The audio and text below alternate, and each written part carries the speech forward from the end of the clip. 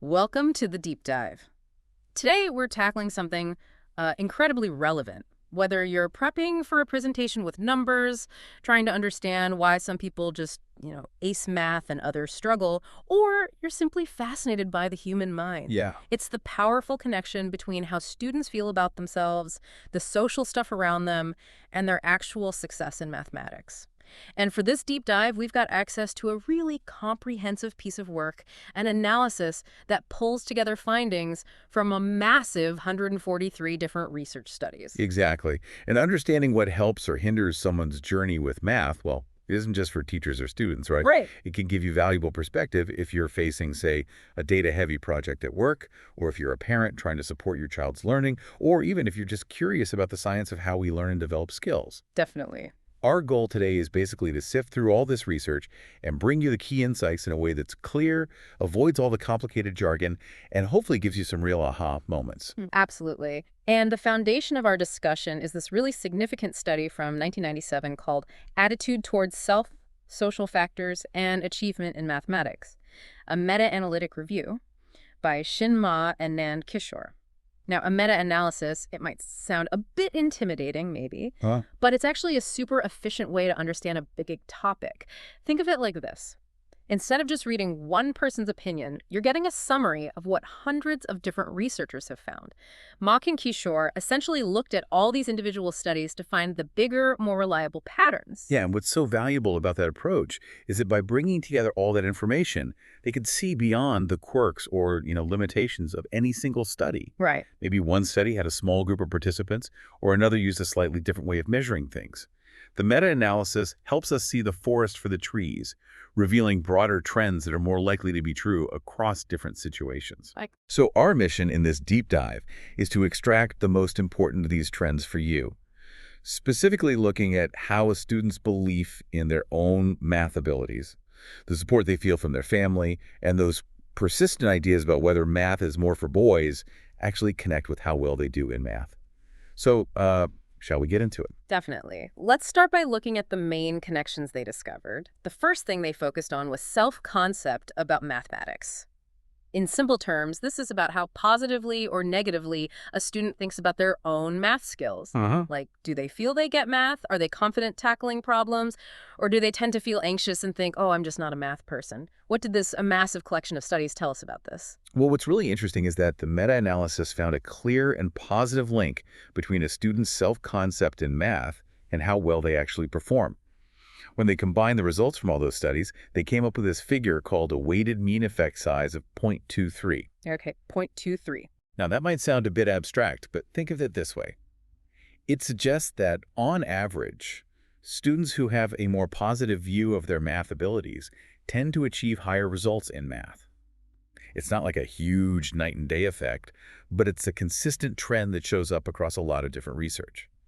So believing in yourself in math genuinely seems to make a difference. Okay, that makes a lot of sense intuitively, right? If you think you can do it, you're probably more motivated to try, maybe more resilient when things get tough. Exactly. The next piece of the puzzle they examined was the perception of family support. What exactly does that involve in the context of learning math? So this refers to how students feel about their parents' attitudes towards math, the help and encouragement they receive from their families when it comes to their math learning, and also the expectations their parents have for them in this area. Ah, It's about a student feeling like their family values math, believes in their ability to learn it, and is basically there to support them along the way.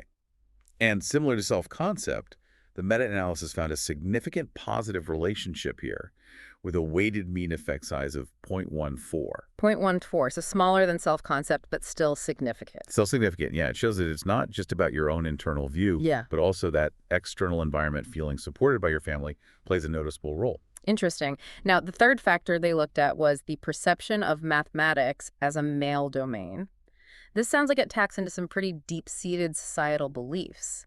Can you explain what this measures? Absolutely. This concept explores the extent to which students believe that mathematics is a subject that is inherently more suited for males than females. It's about whether they've absorbed that stereotype that math is for boys. Right. And this is where things get really fascinating, because the study uncovered a significant negative relationship.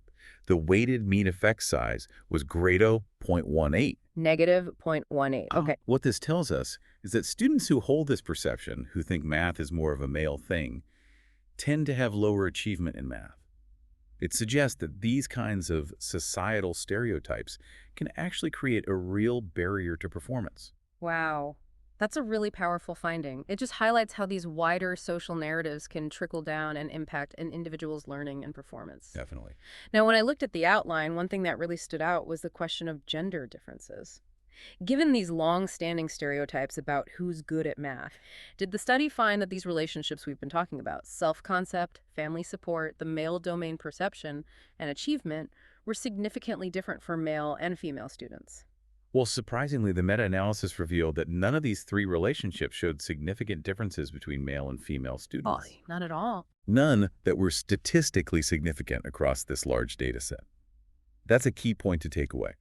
Whether we're looking at how your belief in your math abilities relates to your performance, how family support impacts achievement, or how the male domain belief affects results, these factors seem to operate in a largely similar way for both boys and girls, according to this broad analysis. Huh. So while the stereotypes themselves might exist, their impact on these relationships with achievement doesn't seem to be fundamentally different based on gender here. That's really insightful and maybe challenges some common assumptions we might hold. Okay, let's shift focus now to how these relationships might evolve as students progress through school. What did the meta-analysis uncover regarding trends across different grade levels? Let's start with the connection between self-concept and achievement. Right. What's particularly interesting here is that the link between how students feel about their math abilities and how well they do, well, it isn't the same across all ages. In fact, this relationship was strongest during junior high.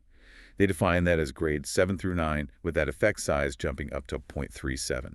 0.37, wow, that's quite a bit higher than the overall average. Yeah, it suggests that for students in those middle school years, their confidence and belief in their math skills seem to be particularly closely tied to their actual performance. This link was noticeably stronger than in elementary school, grades 1 to 6, where the effect sizes were around 0.24, 0.25, and also significantly stronger than in senior high, grades 10-12, where it dropped down to 0.12. Down to 0.12, that's a big drop. It is. So those junior high years appear to be a really important time for the interplay between your math self-belief and your math success. That's a pretty significant shift across those school years. Why do you think that relationship might be so much more pronounced in junior high compared to the later high school years? Like, what's going on during that middle school period? That's a really good question. It could be that as students get older, their self-perceptions in math become maybe more ingrained, less influenced by immediate successes or setbacks. Okay.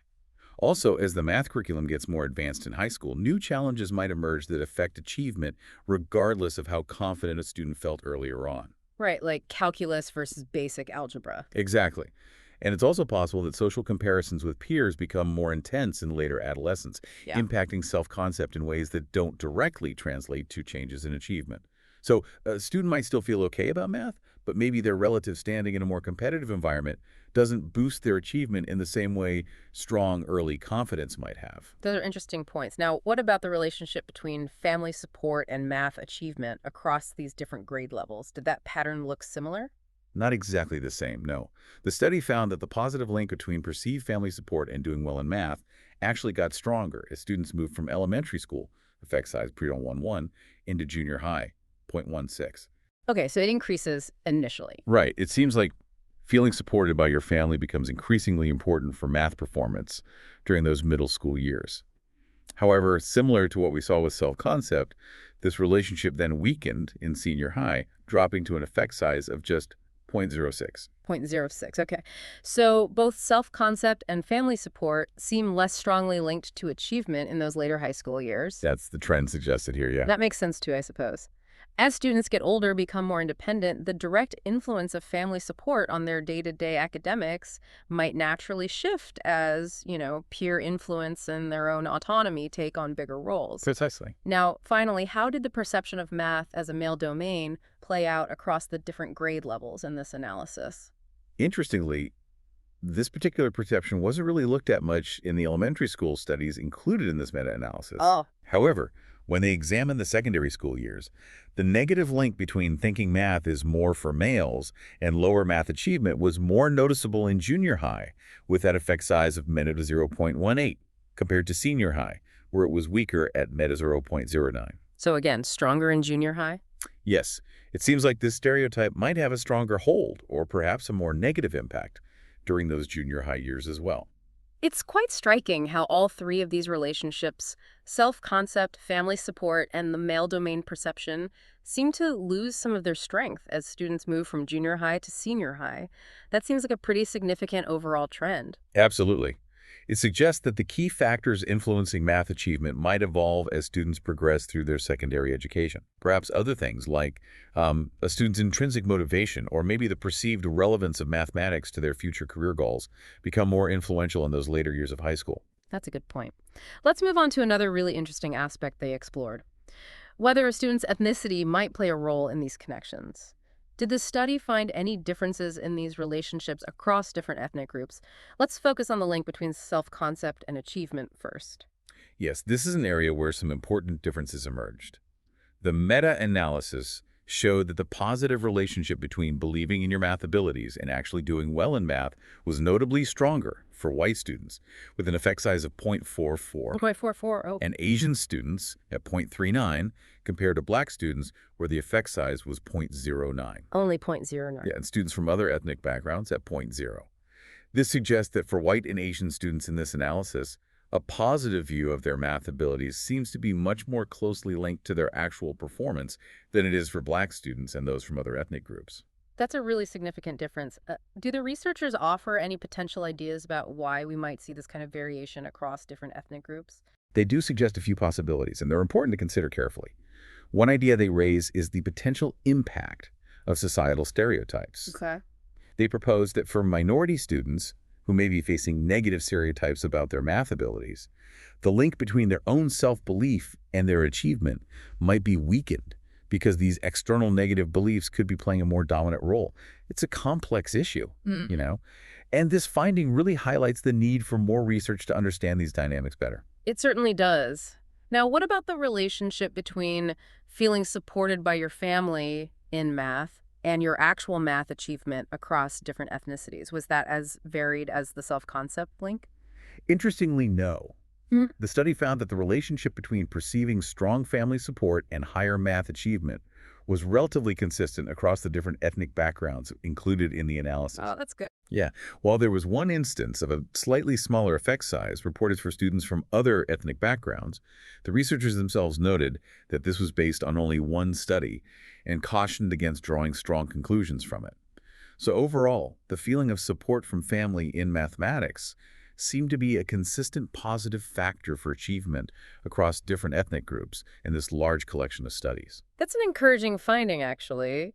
It points to a potentially universal way that families can positively influence a child's math learning, regardless of their background. Agreed. The meta-analysis also delved into some of the, let's say, methodological details of how the original research studies were conducted, specifically looking at whether the way they selected participants, their sampling methods, might have influenced the results. What did they find there? Right, this gets a little bit into the technical side of research, but it has important implications for how we interpret these findings. When it came to the relationship between a student's self-belief in math and their performance, studies that used random sampling methods. Where everyone has an equal chance of being picked. Exactly. Those studies actually showed a significantly stronger positive relationship compared to studies that didn't use random sampling. This suggests that the way you choose who participates in a study can affect how strong this connection appears to be. That makes sense. Random sampling generally gives you a more representative picture, potentially leading to more reliable conclusions. But what about the other factors, like family support and the belief that math is a male domain? Did sampling methods affect those relationships in the same way? This is where it gets a bit counterintuitive.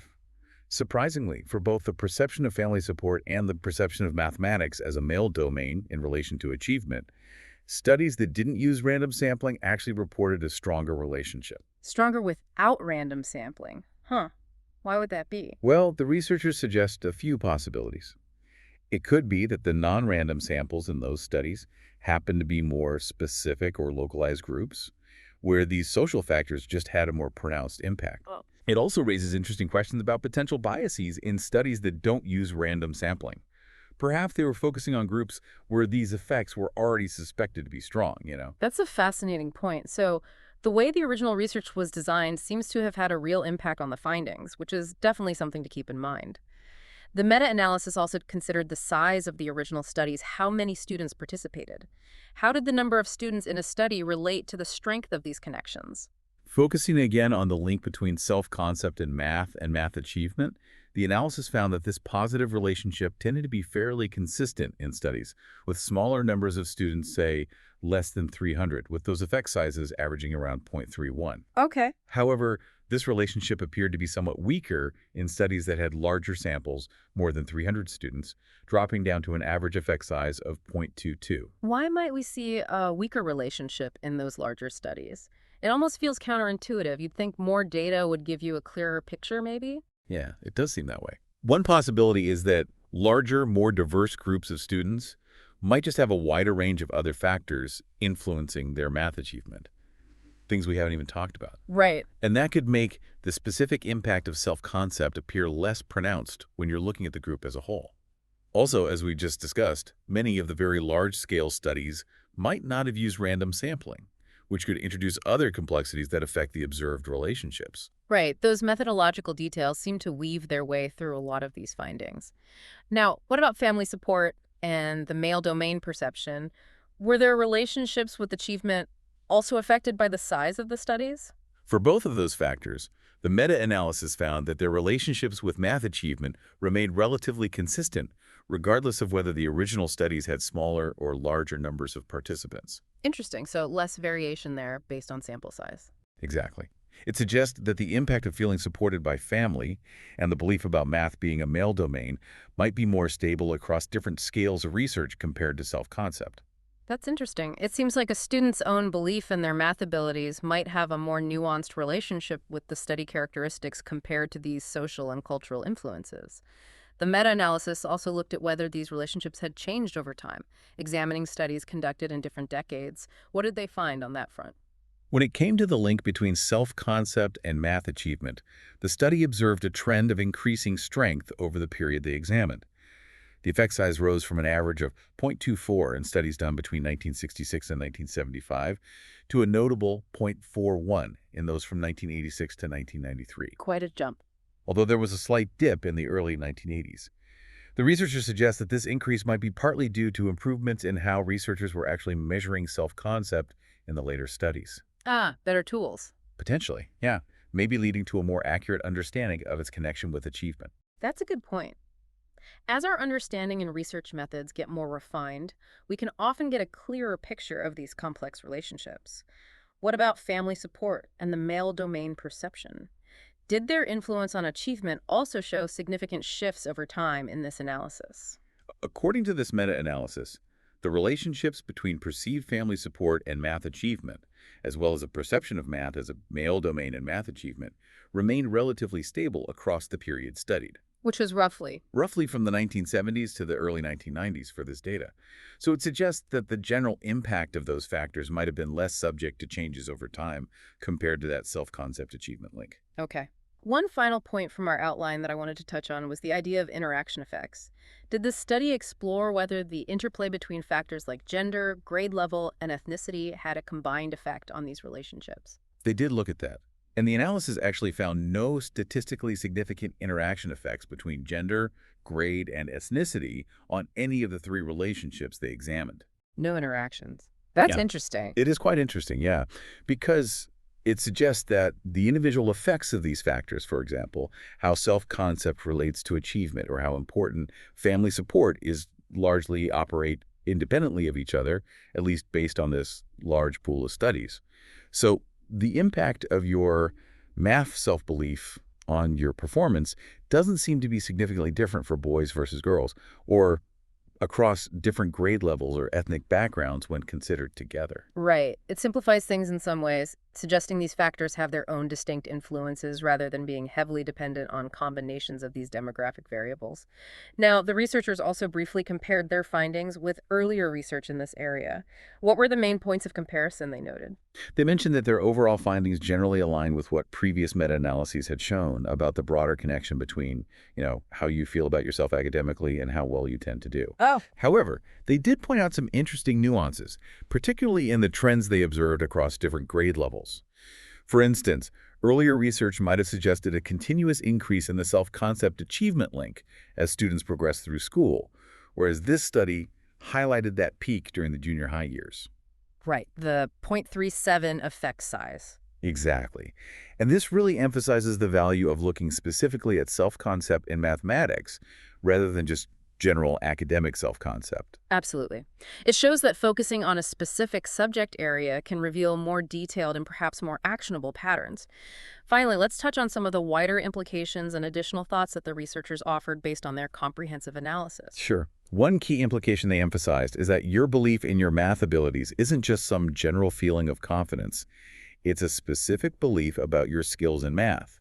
And this specific self-concept has a particularly strong connection to how you perform in math. Makes sense. They also suggested that our overall math self-concept is likely built up from our perceptions of how well we do in different areas of math, like maybe problem solving or understanding concepts or computation. So success in those specific areas can feed into a stronger overall belief in our math abilities. They also briefly mentioned the internal-external, or IE model. Can you give us a quick explanation of what that idea suggests about how we form our self-concept? Absolutely. The IE model is basically a way of understanding how we develop our academic self-esteem by comparing our abilities in different school subjects. So, for example, you might feel really good at math, not just because you get good grades in math, but also when you compare your math skills to how you feel you perform in, say, English or history. Ah, the comparison effect. Right. If you feel significantly better at math compared to these other subjects, that can boost your self-concept, specifically in math. So it's not just about your absolute performance in one area, but also how you see yourself relative to your abilities in other areas. That makes a lot of sense. It's all about that internal comparison we're constantly making in our own minds. The researchers also touched again on why these relationships might seem to weaken in the later high school years and why the link between self-concept and achievement might be less strong for some ethnic groups. Yeah, they proposed that the decline in those later high school years could be due to a few things, like perhaps stronger societal stereotypes becoming internalized as students get older, or maybe students' beliefs about their own abilities just become more fixed and less open to change by them. Okay. And regarding the ethnic differences in the self-concept achievement link, they revisit that idea that minority students might be internalizing negative stereotypes about their math abilities, which could then weaken the connection between their own belief in themselves and their actual performance. Right. They also brought up a really thought-provoking point from other research that sometimes students who drop out of school can actually have higher self-esteem than students who graduate but don't go on to college. Really. Higher self-esteem. Yeah, suggesting a really complex relationship between how we see ourselves and the academic paths we ultimately take. It's not always straightforward. That's a fascinating and somewhat unexpected point that really underscores the complexity of all these factors. So as we bring this deep dive to a close, can we maybe summarize the key insights that we've gained from this comprehensive meta-analysis? Sure. In essence, this large-scale analysis clearly demonstrates that how students perceive their own math abilities, their self-concept, along with the support they feel from their families regarding math and their beliefs about whether math is more of a male subject, all have really important connections with how well they achieve in mathematics. Okay. However, the strength of these connections isn't constant across the board. It changes depending on the grade level of the students, particularly peaking in junior high and then declining. And in the case of self-concept, it also varies across different ethnic backgrounds. Right, with stronger links for white and Asian students in this data. Exactly. But interestingly, gender itself didn't appear to be a significant factor in differentiating these relationships in this particular study. That's a really helpful summary, bringing together a lot of complex information, and it certainly gives us a lot to consider. So for you, our listener, here's a final thought to really chew on. Given these insights into the power of self-belief, the importance of family support, and the negative impact of gender stereotypes in math, how could educational approaches be specifically designed to foster and strengthen positive math self-concepts in all students? How can we ensure consistent and effective family support for math learning across all grade levels and diverse backgrounds? And, maybe most importantly, what are the most effective ways to actively challenge and dismantle those outdated and harmful gender stereotypes that unfortunately still seem to persist in the world of mathematics? Think about what these findings might mean for your own learning journey, or perhaps for how we can better support the education and development of those around us. Yeah, and if this deep dive has sparked your curiosity, you might find it valuable to explore further into the different models of self-concept, like that internal-external framework we discussed, or maybe look into more recent research to see how these relationships might have evolved or been further clarified since this comprehensive analysis back in 1997. There's always more to learn and understand, isn't there?